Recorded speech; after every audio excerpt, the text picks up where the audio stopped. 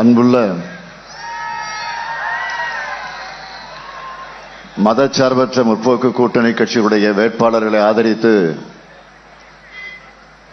நடைபெறக்கூடிய இந்த பிரச்சார பொதுக்கூட்டத்திற்கு தலைமையேற்று தொடக்கத்தில் வரவேற்று மகிழ்ந்திருக்கக்கூடிய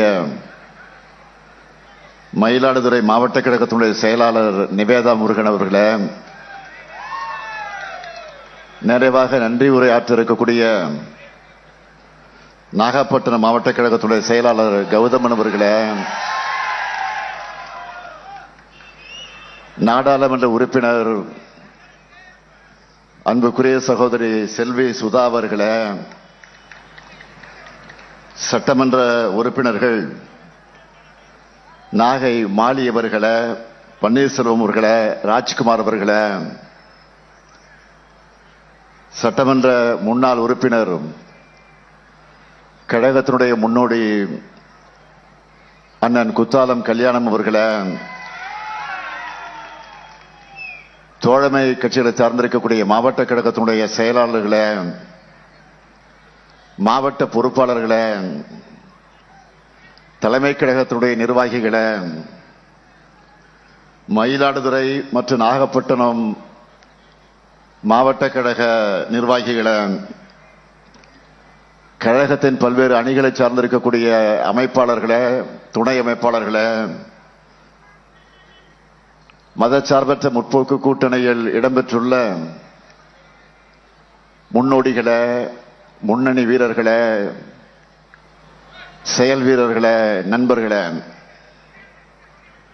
பத்திரிகை மற்றும் ஊடகத்துறை சார்ந்த நண்பர்களே, வணக்கத்திற்குரிய வாக்காளர் பெருமக்களே, பெரியோர்களே, தாய்மார்களே, என் உயிரோடு கலந்திருக்கக்கூடிய தலைவர் கலைஞர் அவர்களின் உயிரினும் உயிரான அன்பு உடன்பிறப்புகளே, உங்கள் அனைவருக்கும் என்னுடைய அன்பான வணக்கம். திருவாரூர்ல தொடங்கி தமிழ்நாட்டோட தெற்கு பகுதியிலும் மேற்கு பகுதியிலும் பிரச்சாரத்தை முடித்துவிட்டு இப்போ திரும்பவும் டெல்டாவுக்கு அடுத்த ரவுண்டுக்காக வந்திருக்கிறேன். தமிழ்நாட்டில் மற்ற ஊருக்கெல்லாம் நான் முதலமைச்சர். ஆனா இந்த சீர்காழியை பொறுத்த வரைக்கும் நான் முதலமைச்சராக ஆவதற்கு முன்னாடியே உங்க ஊர் மாப்பிள.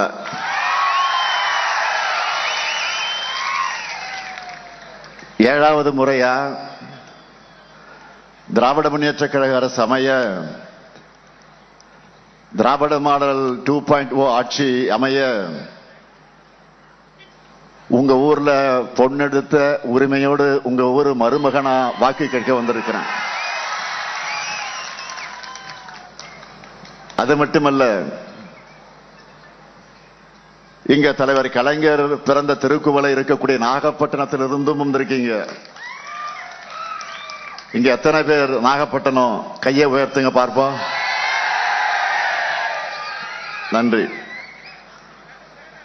நாகை எப்பவும் திமுக வாகை சூடுகிற மாவட்டம். அதே போல 1000 ஆனாலும் 1000 ஆகாதுன்னு சொல்லுவாங்களே, நம்ம மயிலாடுதுறை மாவட்டத்திலிருந்து எத்தனை பேர்? கையை உயர்த்துங்க பார்ப்போம். கௌதமன் பாத்தீங்களா?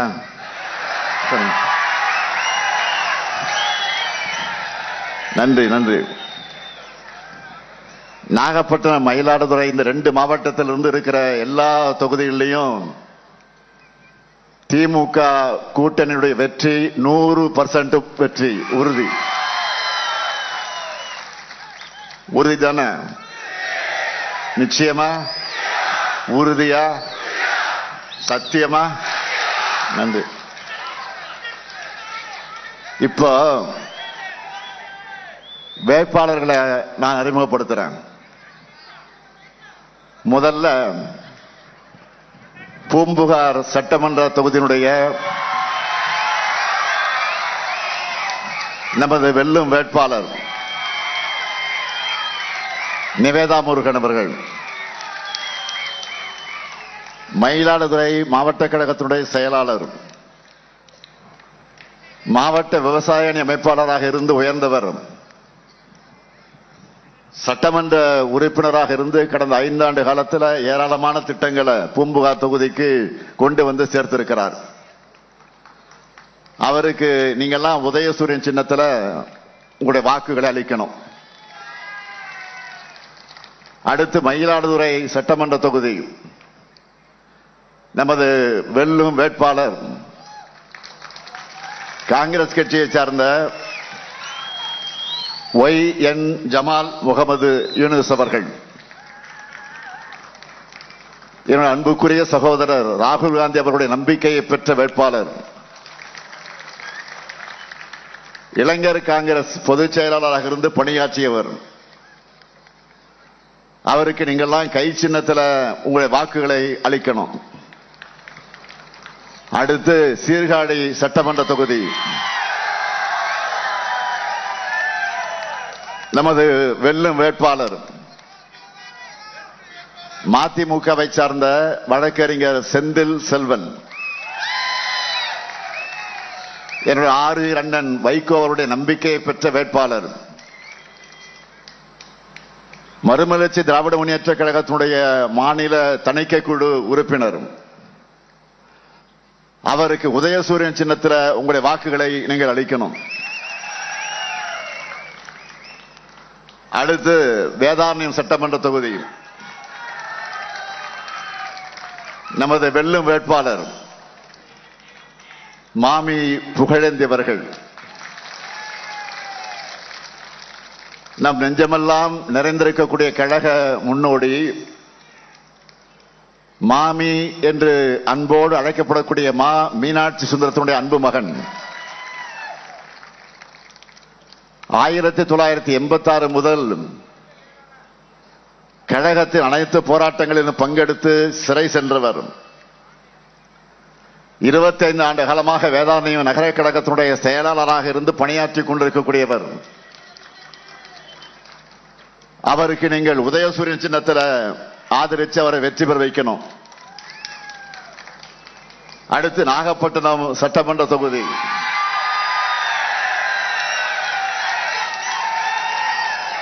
நமது வெல்லும் வேட்பாளர்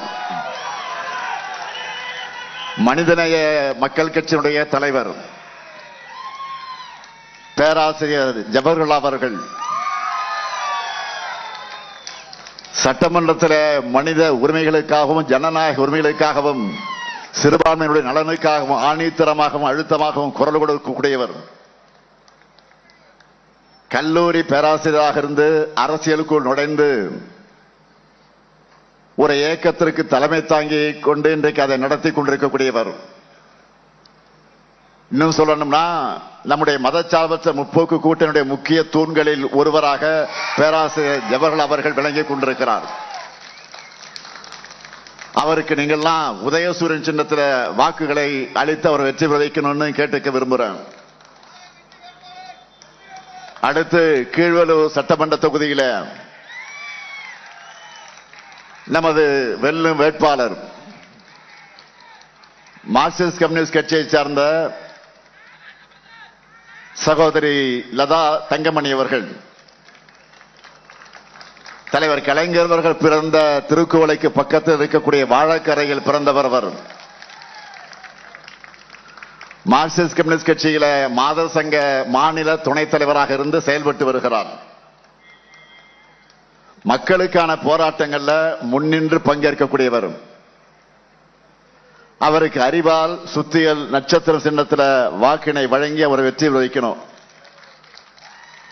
இப்போ நான் அறிமுகப்படுத்துற மதச்சார்பற்ற முற்போக்கு கூட்டணியுடைய 6 வேட்பாளர்களையும் பெருவாரியான வாக்கு வித்தியாசத்தில் நீங்கெல்லாம் வெற்றி வைக்க தயாராயிட்டீங்களா? தயாரா?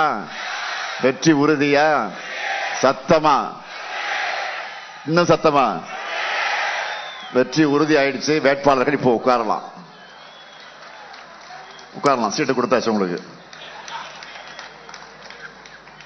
என்னதான் உங்க ஊர் மருமகனாக இருந்தாலும் வெறும் கையோட நான் உங்ககிட்ட வாக்கு கேட்க வரல. 5 வருஷமா 5 ஆண்டு காலமாக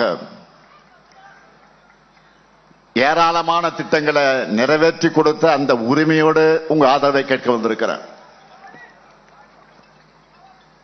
மயிலாடுதுறை மாவட்டத்தை முதல்ல எடுத்துப்போம். மயிலாடுதுறை நகராட்சியில புதிய பேருந்து நிலையம், மாவட்ட ஆட்சியர் அலுவலகம் மற்றும் வட்டாட்சியர் அலுவலகம், மயிலாடுதுறையில 45 கோடி ரூபாயில அரசு மாவட்ட தலைமை மருத்துவமனையாக தரம் உயர்த்த கூடுதல் கட்டடம், சீர்காழி அரசு மருத்துவமனையில தீவிர சிகிச்சை பிரிவு கட்டடம், பூம்புகார் கடற்கரையில சுற்றுலா வளாகம் அதனுடைய மேம்பாடு, இவை உள்ளிட்ட பல்வேறு பணிகளை செஞ்சிருக்கிறோம். இதுபோக சீர்காழி தரங்கம்பாடி வட்டங்கள்ல கடல் நீர் உட்புகுவதை தடுக்க கடமடை நீரொழுங்கிகள் அமைக்கக்கூடிய பணி, தரங்கம்பாடி கிராமத்தில் மீன்பிடி துறைமுகம் உள்ளிட்ட பணிகள் நடைபெற்று வருது. அதே மாதிரி மயிலாடுதுறைக்கு மருத்துவக் கல்லூரியும் இங்க இருக்கிற கூட்டுறவு சக்கர ஆலையை மீண்டும் இயக்குவதற்கான பணிகளும் அரசோட பரிசீலனையில் இருக்கு. அடுத்து நாகை மாவட்டத்திற்கு வர, ஒரு பக்கம் சிக்கல் சிங்காரவேலர் கோயில், இன்னொரு பக்கம் நாகூர் தர்கா, இன்னொரு பக்கம் வேளாங்கண்ணி, வேளாங்கண்ணியுடைய மாதா கோயில் என தமிழ்நாட்டினுடைய மத இணக்கத்திற்கு அழகான சாம்பிள் நாகப்பட்டினம் தான் இல்லையா? கடந்த 5 ஆண்டுகள உங்களுக்காக வேதாரண்யம் அரசு மருத்துவமனையில புதிய கட்டடம், அக்கரைப்பேட்டை மேம்பாலம், 27 மினி பேருந்துகள் சேவை, இசைமுரசு அனிஃபா நூற்றாண்டு நினைவு பூங்கா, துறைமுக மேம்பாட்டு பணிகள் உள்ளிட்ட பல்வேறு பணிகளை நாகை மாவட்டத்தில் செஞ்சு கொடுத்திருக்கிறோம். இதுபோக நாகப்பட்டினம் புதிய புறநகர் பேருந்து நிலையம், நாகப்பட்டினம் நியோ டைடல் பூங்கா, பணிபுரியக்கூடிய பெண்களுக்கு தோழி தங்கும் விடுதி, புதிய நூலக கட்டடங்கள், பிரதாபராமபுரம் நீல கடற்கரை திட்டம்னு பல பணிகள் அடுத்தடுத்து நடந்துகிட்டு இருக்கு. தஞ்சை, திருவாரூர், மயிலாடுதுறை, நாகை உள்ளடக்கிய வேளாண் தொழில் பெருந்திடம் அமைக்க விரிவான திட்ட அறிக்கை அறிவிப்பையும் வேளாண் பட்ஜெட்ல அறிவிச்சிருக்கிறோம். மீனவர்கள் நிறைஞ்ச மாவட்டம் இது. நாகை மாவட்டம் நம்பியார் நகர்ல மீனவ சொந்தங்களை சந்திச்சு நான் பேசினப்போ, மீனவர்களுடைய நல்வாழ்வுக்காக 576 கோடியே 73 லட்சம் ரூபாய் செலவில் பல திட்டங்களை நான் சட்டப்பேரவையில் அறிவிச்சப்போ, நாகையிலிருந்து நீங்கள்லாம் நன்றி சொல்லி எனக்கு வாழ்த்து சொன்னப்போ மகிழ்ச்சியா இருந்துச்சு. அதை என்னால் இன்னமும் மறக்க முடியல. அதே போல 4000 திருக்கோயில்களுக்கு நம்ம திராவிட மாடல் ஆட்சியில குடமுழுக்கு நடத்தி இருக்கிறோம். நம்ம மயிலாடுதுறை கீழப்பரசலூர் விரட்டேஸ்வரர் கோயில் தான் அதெல்லாம் நடத்தணும். 3000வது குடமுழுக்கு எங்க நடந்துச்சுன்னா நாகை மாவட்டம் திருப்புகலூர் அக்னீஸ்வரர் கோயில தான் நடத்தணும். இப்படி 2 மாவட்டத்திலையும்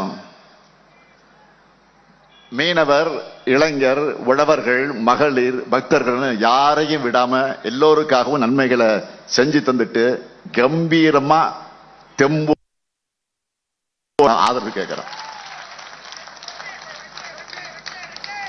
ஆனா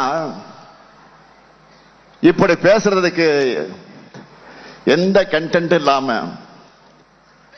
கண்டதையும் பேசுகிற ஒரு எதிர்க்கட்சி தலைவரா பழனிசாமி வலம் வந்து கொண்டிருக்கிறார்.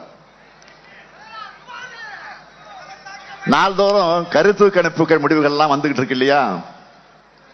அதுல திமுக கூட்டணி வெற்றி எண்ணிக்கை கூட கூட தோல்வி பயத்துல பழனிசாமி தரம் கீழே கீழே இறங்கிட்டு போகுது. கூவத்தூர்ல எம்எல்ஏக்களை ஏலம் எடுத்து முதலமைச்சரானவர் அவர். அந்த பதவியில் இருக்க தகுதியே இல்லைன்னு சொல்லி நீங்க எல்லாம் தோக்கடிச்சீங்க. இப்ப அவரே முதலமைச்சரா மட்டும் இல்ல, எதிர்க்கட்சி தலைவராக இருக்கவும் தனக்கு தகுதி இல்லை என்பதை போல நடந்து கொள்கிறார். தன்னுடைய தராதரம் இல்லாத பேச்சுக்களால் தன்னையும் தன்னுடைய கட்சியையும் மக்கள் கிட்ட அசிங்கப்படுத்திக் கொண்டிருக்கிறார். 2026 தேர்தல் முடிவுகள் பழனிசாமி என்ற அசிங்கத்தை அரசியலிருந்து துடை தெரியணும். எவ்வளவு பிரச்சனைகள் நடந்துகிட்டு இருக்கு. ஒன்றிய பாஜக அரசு மும்மொழி கொள்கையை கட்டாயமாக்குறாங்க. கிறிஸ்துவ தொண்டு நிறுவனங்களையும் சர்ச்சுகளையும் குறிவச்சு FCRA சட்ட திருத்தம் கொண்டு வர பார்க்கிறாங்க. பல மாநிலங்களில் தேர்தல் நடந்துகிட்டு இருக்க சமயத்தில் நாடாளுமன்றத்தை அவசரமாக கூட்டி தொகுதி மறுவரையை செய்ய துடிக்கிறாங்க. தமிழ்நாடு உள்ளிட்ட தென் மாநிலங்கள்லாம் கடுமையான பாதிப்பை சந்திக்க போகுது. முக்கியமான அரசியலமைப்பு சட்ட திருத்தங்கள் அவசர அவசரமா செய்ய போறாங்க. இதை நாம் கண்டிச்சு பல்வேறு மாநிலங்களுக்கு தேர்தல் நடக்க இருக்கிற இந்த சமயத்தில் எதுக்கு இந்த அவசரம் கேட்கிறோம்.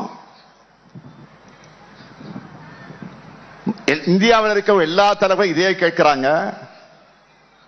ஆனா இதற்கு அவரிடத்திலிருந்து பதில் இல்லை. தொகுதி மறுவரையால வட மாநிலங்களோட தொகுதி எண்ணிக்கை மிக மிக அதிகமாகும்.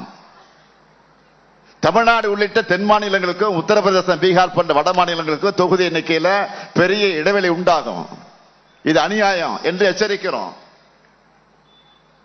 கர்நாடகத்தினுடைய முதலமைச்சர் சித்தராமையா அவர்களும் கேரள முதலமைச்சர் நம்முடைய அவர்களும் தொகுதி மறுவரைய தொடர்பா நான் நீண்ட காலமாக வெளிப்படுத்தி வரக்கூடிய அந்த அச்சத்தை அவரும் கேள்வியாக எழுப்பியிருக்கிறார். இது எதை பற்றியும் வாய் திறந்து பேச வக்கில்லாமல் இருக்கிறார் பழனிசாமி. அதுக்கு காரணம் என்ன? அதிமுகவையும் பழனிசாமியும் குத்தகைக்கு எடுத்திருப்பது யாரு? பாஜக. குத்தகை எடுத்திருப்பது யாரு? பாஜக. அதாவது டெல்லி டீம். அந்த டீம்ல இருந்து இப்ப அடிக்கடி ஒன்றிய அமைச்சர்களும் பாஜக முதலமைச்சர்களும் தமிழ்நாட்டுக்கு படையெடுத்து வந்துகிட்டு இருக்கிறாங்க. அவங்க கிட்ட நான் கேட்ட கேள்விக்கும் நான் விட்ட சவாலுக்கும் பதில் இருக்கா? இல்ல. நான் கேட்கிறேன், தொகுதி மறுவரையில் தமிழ்நாட்டுக்காக குரல் கொடுக்காத பழனிசாமி வேற எதுக்காகத்தான் பேசுவாரு? தமிழ்நாட்டில் திமுக ஆட்சியில் இருப்பதால தானே தொகுதி மறுவரை பற்றி பாஜக அரசு அறிவிக்கிறதுக்கு முன்னாடியே விழிப்புணர்வு நாம ஏற்படுத்தணும். அனைத்து கட்சி கூட்டத்தை கூட்டின இந்தியா முழுக்க இருந்து முதலமைச்சர்களை சென்னைக்கு அழைச்சி கூட்டு நடவடிக்கை கூட்டத்தை நடத்தி தீர்மானங்கள் நிறைவேற்றி ஒன்றிய அரசுக்கு அனுப்பி வச்சோமே. ஏன் சட்டமன்றத்தின் தீர்மானத்தை கொண்டு நிறைவேற்றணும்? ஒருவேளை பழனிசாமி ஆட்சியாக இருந்திருந்தான் தமிழ்நாட்டை கூறு போட்டு வித்திருப்பார். நல்ல வேலை இல்லை. வர்ற தேர்தலையும் பழனிசாமியும் என்டிஏ கூட்டணியும் ஒரு தொகுதியிலே கூட ஜெயிக்க கூடாது. இதுக்காக மட்டும் இல்ல, தமிழ்நாட்டுக்கு ஒன்றிய அரசு எந்த சிறப்பு திட்டத்தையும் செய்கிறது இல்லைன்னு சொல்லி வருகிறோம். அதற்கு ஆதாரமா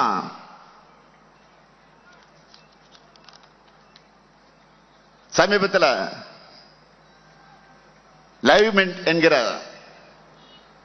பொருளாதாரம்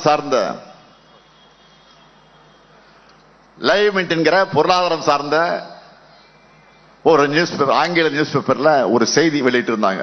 ஆதாரம் இருக்கு. நான் 19 பேச மாட்டேன், ஆதாரத்தை தான் பேசுறேன்.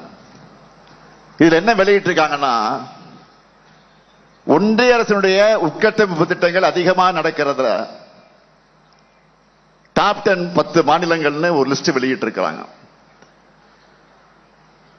அத இந்தியாவில் மிகப்பெரிய பொருளாதாரம் கொண்ட மகாராஷ்டிராவில் அதில் முதல் இடத்துல இருக்கு. இரண்டாவது பெரிய பொருளாதாரமான தமிழ்நாடு தான் இரண்டாவது இடத்துல நியாயமா இருக்கணும். ஆனா இல்ல. அதிகமான தொழில்மயமான மாநிலமும் நாம தான். ஆனா அதிர்ச்சிக்குரிய செய்தி என்னன்னா, முதல் 10 இடத்துல தமிழ்நாடு எங்கேயுமே இல்லை.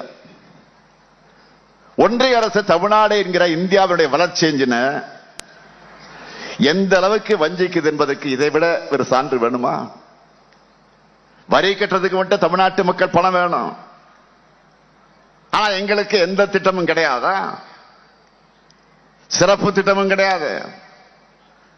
பட்ஜெட்ல தமிழ்நாட்டுக்கு முட்டை தான் போடுறாங்க. ரயில்வே திட்டங்களையும் தமிழ்நாட்டுக்கு பட்டை நாமம் தான் போடுறாங்க. இதுல நேற்று மதுரைக்கு வந்த மகாராஷ்டிராவினுடைய பாஜக முதலமைச்சர் பட்னவிஸ் என்ன சொன்னார்னு பாத்தீங்களா? நான் இன்னைக்கு அதுக்கு ட்விட்டர்ல செய்தி போட்டிருக்கிறேன். மதுரைக்கு ஏன் மெட்ரோ நிராகரிக்கப்பட்டுச்சு என்று செய்தியாளர்கள் கேட்கிறாங்க. யார்கிட்ட? மகாராஷ்டிராவுடைய முதலமைச்சர் இடத்துல. ஏன் மெட்ரோவை கேன்சல் பண்ணீங்கன்னு. அதுக்கு அவர் சொல்றாரு, மதுரையில பாஜக எம்எல்ஏ வெற்றி பெற்றா மதுரைக்கு மெட்ரோ கிடைக்கும்னு பேசுறார். முதல்ல கேட்கிறேன், அவருக்கு மதுரை மெட்ரோவுக்கு என்ன சம்பந்தம்? அவர் என்ன பிரதமரா? இல்ல அந்த துறையை சார்ந்த ஒன்றிய அமைச்சரா? அரசியலமைப்பின் மீது உறுதிமொழியற்ற ஒரு மாநிலத்துடைய முதலமைச்சராக இருக்கக்கூடிய பேசுற பேச்சா இது? பாஜக ஜெயிக்க வச்சாதான் உங்களுக்கு மெட்ரோ தருவன்னு வெளிப்படையா கட்ட பஞ்சாயத்து பண்றாரு திரு பட்னாவிஸ் அவர்களே. இப்படி பிளாக்மெயில் பண்ண உங்களுக்கு வெக்கமே இல்லையா? எதிர்கட்சி தலைவர் பழனிசாமி அவர்கள் இதுக்கு என்ன பதில் வச்சிருக்கிறாரு? இப்பவாச்சும் வாய் திறந்து மக்கள் பிரச்சனை பேசுவீங்களா? இல்ல வழக்கம் போல உங்க சொந்த கதை சோக கதை தான் பேச போறீங்களா? அது மட்டும் இல்ல, ஒன்றிய அரசு செய்கிற சில வேலையும் ஒழுங்கா செய்யறது இல்ல. நேற்றைக்கு கூட இங்க பக்கத்துல கொரிடா ஆற்றின் குறுக்கே 6500 கோடி ரூபாய் மதிப்புல ஒன்றிய அரசு கட்டின மேம்பாலம் உள்வாங்கி சேதமடைஞ்சிருக்கு இல்லையா? சீர்காழி சிதம்பரம் இடையே போக்குவரத்து பாதிப்படைஞ்சிருக்கு. இப்போ இதே மாதிரிதான் இந்தியா முழுக்க இவங்க கட்டுறதெல்லாம் திறந்த கொஞ்ச நாள்ல இடிஞ்சு விழுது. நிறைய இடத்துல திறக்கிறதுக்கு முன்னாடியே கொலாப்ஸ் ஆகுது. பிரதமர் மோடி அவருடைய குஜராத்திலேயே மோர்பி பாலம் இடிஞ்சு விழுந்து 140 பேர் பரிதாபமாக இறந்து போனாங்க. இப்படி என்னால பெரிய லிஸ்டே போட முடியும். இப்படி ஊழலும் பொறுப்பின்மையும் அலட்சியம் நிறைந்த அரசு தான் ஒன்றிய பாஜக அரசு. இவங்க எல்லாரும் எந்த முகத்தை வச்சுக்கிட்டு தமிழ்நாட்டுக்கு வந்து நம்ம விமர்சிக்கிறாங்க, வாக்கு கேட்கிறாங்கன்னு தெரியல. பாஜகவோட ஒரே நோக்கம் தமிழ்நாடு வளரக்கூடாது. ஆனா அதையெல்லாம் மீறித்தான் இந்த முத்துவேல் கருணாநிதி ஸ்டாலின் இந்தியாவிலே அதிக எண்ணிக்கையிலான திட்டங்களை நிறைவேற்றி காட்டி இருக்கிறான். முத்திரை திட்டங்களே எக்கச்சக்கமா இருக்கு. அந்த பட்டியலெல்லாம் பல கூட்டங்களே தொடர்ந்து நான் பேசிக்கிட்டு வரேன், சொல்லிட்டு வரேன். அந்த திட்டங்களை அடுத்து மேலும் விரிவுபடுத்துகிற மாதிரி இன்னும் பல புதிய திட்டங்களை கொண்ட தேர்தல் அறிக்கையை வெளியிட்டு இருக்கணும். அதாவது 2026 தேர்தலுடைய சூப்பர் ஸ்டார் இதுதான். ரஜினி படத்துல பாட்டு இருக்கும், சூப்பர் ஸ்டார் யாருன்னு கேட்டா திமுக தேர்தல் அறிக்கைன்னு சொல்லுவோம்.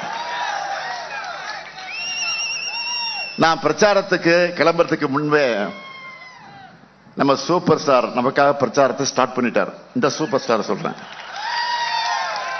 தேர்தல் அறிக்கை சூப்பர் ஸ்டார். வாக்கு எண்ணப்படக்கூடிய மே 4 கல்யாண நாள்னா தேர்தல் அறிக்கை வெளியிட்ட நாள் தான் நம்ம வெற்றிக்கு நிச்சயதார்த்த நாள். நல்லா புரிஞ்சுக்கிட்டீங்களா? வாக்கு எண்ணப்படக்கூடிய மே 4 கல்யாண நாள், மேரேஜ் டே அன்னைக்கு, எல்லாருக்கும் கல்யாண நாள் அன்னைக்கு ரொம்ப விசேஷமான நாள் சொல்லுவாங்க கல்யாண நாள்னு. நான் தேர்தல் அறிக்கை வெளியிட்ட நாள் தான் நம்ம வெற்றிக்கு நிச்சயதார்த்த நாள். அப்படிப்பட்ட தேர்தல் அறிக்கையோட டாப் அறிவிப்பு முக்கியமான அறிவிப்புகளை மட்டும் இப்ப சொல்றேன். முதல்ல இல்லத்தரசி திட்டம். ஃபர்ஸ்ட் பாலே சிக்ஸர் தான். எப்படி? ஃபர்ஸ்ட் பாலே சிக்ஸர் தான். இல்லத்தரசி திட்டத்துல எவ்வளவு ரூபாய்க்கு கூப்பன் தர போறோம்? எவ்வளவு? 8000 ரூபாய்க்கு கூப்பன். இந்த கூப்பனை வச்சு உங்களுக்கு தேவைப்படக்கூடிய வீட்டு உபயோக பொருட்கள் புதுசா வாங்கிக்கலாம், இல்லைன்னா பழைய பொருளை எக்ஸ்சேஞ்ச் பண்ணி புது பொருளையும் வாங்கிக்கலாம். உங்களுக்கு பிடிச்ச கடையில் உங்களுக்கு பிடிச்ச பிராண்ட வாங்கிக்கலாம். என்னென்ன பொருள்? Washing machine, fridge, TV, grinder, mixie, microwave அவன், மின் அடுப்பு. இன்னொரு சொல்லட்டுமா? வாஷிங் மிஷின், ஃப்ரிட்ஜ்,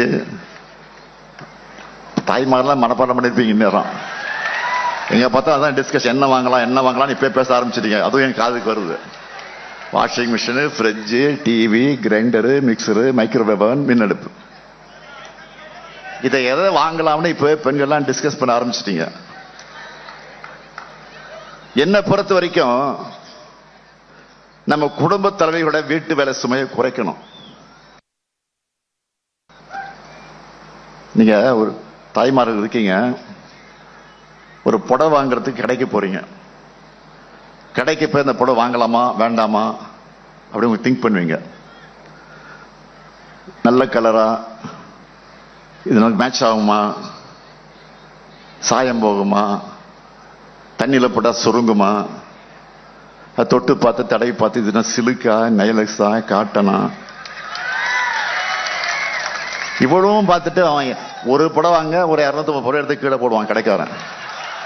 ஒரே ஒரு புடவை தான் வாங்குவீங்க. அதை எடுத்துக்கிட்டு நல்ல இருக்கான்னு சொல்லிட்டு அவன் லைட்டு ஃபெட் லைட்லாம் போட்டு வச்சிருப்பான். நம்ப மாட்டீங்க. வெளியில எடுத்துட்டு வந்து சூரிய வெளிச்சத்தில் பார்ப்பீங்க. இந்த வெளிச்சத்துல, சூரிய வெளிச்சத்துல